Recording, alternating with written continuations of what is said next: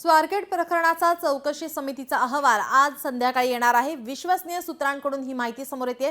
7 दिवसात चौकशी करून अहवाल सादर करण्याचे निर्देश देण्यात आले होते। स्वारगेट प्रकरणी चौकशी समितीचा अहवाल आज येणार आहे।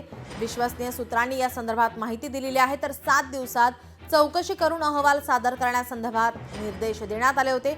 आज अहवालामध्ये आता काय समोर येतं हे पाहणं आता महत्त्वाचं असेल। स्वारगेट प्रकरणी चौकशी समितीचा अहवाल आज येणार आहे। या अहवालाकडे आता सर्वांचं लक्ष असेल। आपले प्रतिनिधी उमेश करंजकर आपल्यासोबत फोन लाईन वरून जोडलेत। उमेश, काय अधिकची माहिती?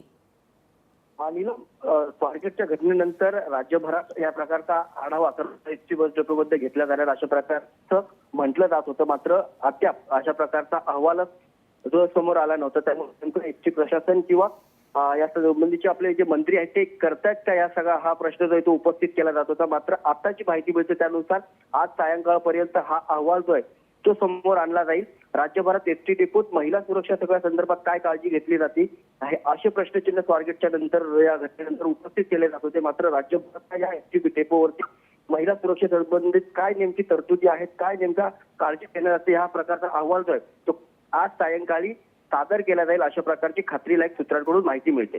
जी, धन्यवाद उमेश, आपण दिलेल्या सविस्तर माहितीसाठी। लोकशाही मराठी ऐका, पहा, जागरूक रहा।